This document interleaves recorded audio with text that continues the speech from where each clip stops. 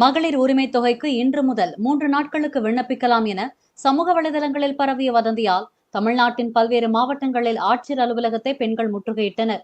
கோவை ஆட்சியர் அலுவலகம் முன்பு கூடிய பெண்கள் செல்போன்களுக்கு வந்த குறுஞ்செய்திகளை காட்டி அதிகாரிகளிடம் வாக்குவாதத்தில் ஈடுபட்டனர். திருவள்ளூர் மாவட்ட ஆட்சியர் அலுவலகத்தை முற்றுகையிட்ட பெண்கள் காவல்துறையினருடன் வாக்குவாதத்தில் ஈடுபட்டனர்.